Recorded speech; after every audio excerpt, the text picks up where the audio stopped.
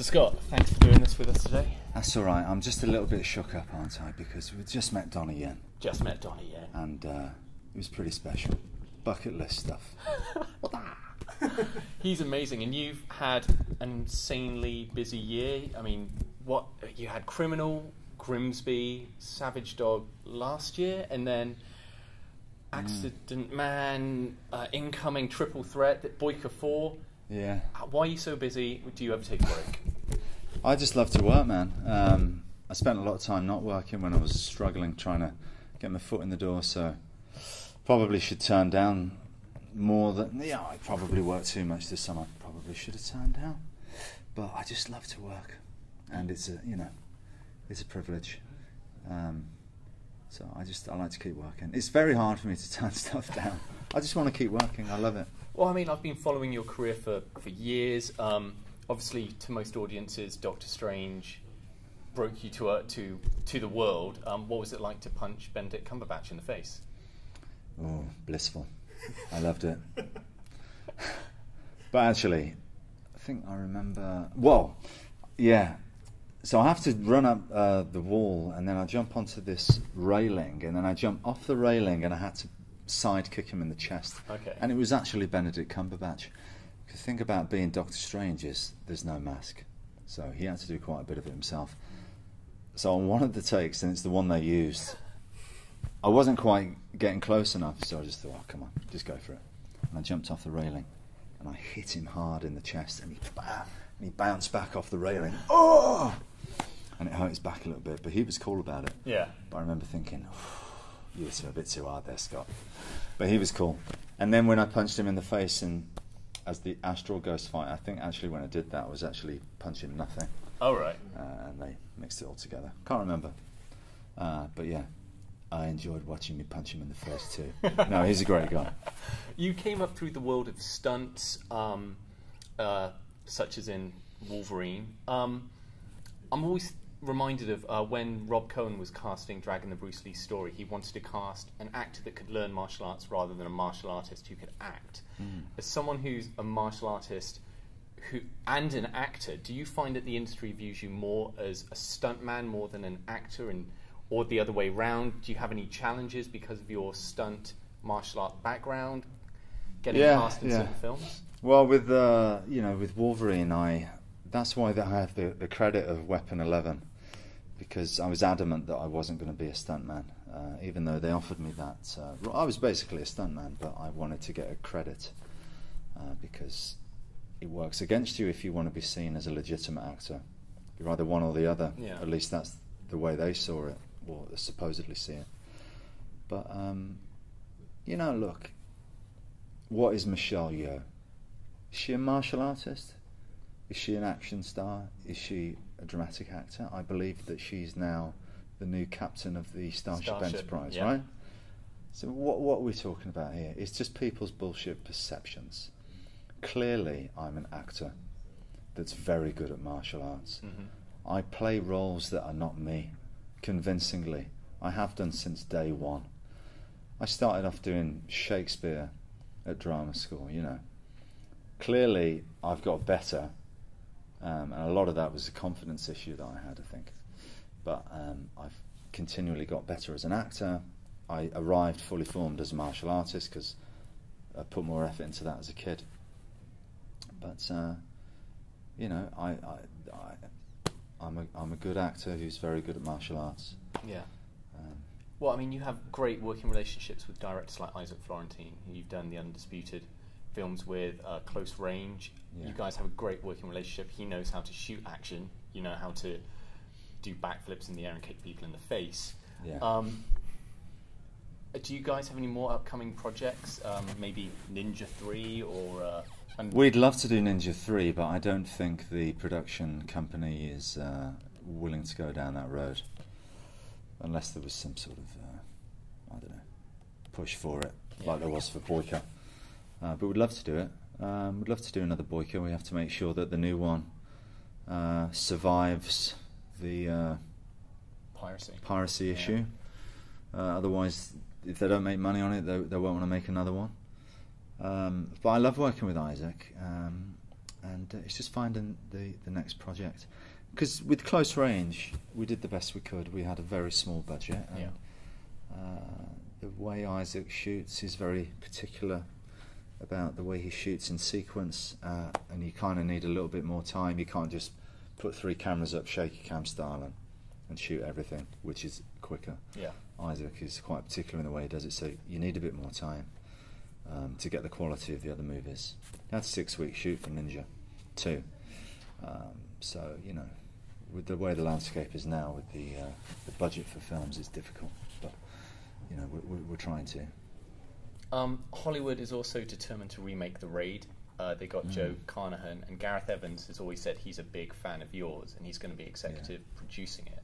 Yeah. Has your name been mentioned in regards to that? Because if they're going to do the whole, you know, SWAT team under fire, there's going to be... From what I've seen of the interviews, I did listen to an interview with Carnahan and Frank Grillo. Yeah, because Frank Grillo's in it. And his vision, from what I could gather, reading between the lines, is to make it very realistic. That's the impression I got. So for me, as someone that can do fights like what we had in the original Raid, I think it'd be wasted. So if they wanted to do it and actually compete with the Raid, I could help them. But I think they're going to go a different route. Well, Grillo's actually taken over from you as the villain in Wolf Warrior 2. Yeah. Because you were great in the first one. That is a franchise that, with Grillo appearing, it seems to have international appeal. Yeah. What was it like making that movie? Because that looked pretty relentless. It was tough. It was a pretty low budget film, really. And it was in Nanjing, one of the hottest places in China in August, the hottest month, wearing all the military gear. It was very, very hot. But I was very happy for Wu Jing that the film was a success, because he was very passionate about it. Put a lot of, he wrote, you know, the story was his idea. He'd been trying to get the film made for 5 years or something. He put some of his own money into it. He risked everything, and I'm very happy to see that it paid off in a big way for him. The Russo brothers are involved in the new one. My friend Sam Hargrave, who's a stunt coordinator for Civil War, has been involved. So it sounds like it's going to be really, really good, and I'm very happy for Wu Jing, because he's a great guy and works very hard and deserves his success. In terms of really good projects, you've wrapped Triple Threat, which, no offence to the Expendables, but Triple Threat sounds like the real Expendables of action cinema, with you, Michael Jai White, Uko Iwais, Tony Jaa, Tiger Chen. Yeah. I can't wait for... What was that like? That's got to have been fantastic. It was brilliant. Had a lot of fun. Everyone on that set, all the actors, everyone was just brilliant to hang around with. Had a great time while I wasn't filming, because I wasn't filming all the time on that one, because I wasn't the lead, so it was a bit of downtime. But yeah, we've done our best. You know, we've really gone for it with the fights and the action sequences, and you know, hopefully, fingers crossed, we've got a good one. And you're here today to kind of promote your passion project, Accident Man, where you're reuniting again with Michael Jai White, but you've got Ray Stevenson from Rome and Punisher Warzone. Yeah. Can you tell us a bit more about that and what it was like making that project? First of all, Ray Stevenson is excellent in the film. He is a brilliant actor, and what he's done with this character is, I can't remember him doing anything like this before. He gets to play him in 2 stages as well, a younger version of himself, and it's brilliant what he's pulled off. We're very lucky to get him. Accident Man is my passion project. Wanted to make it since I was 15 when I got the comic book, written by Pat Mills and Tony Skinner.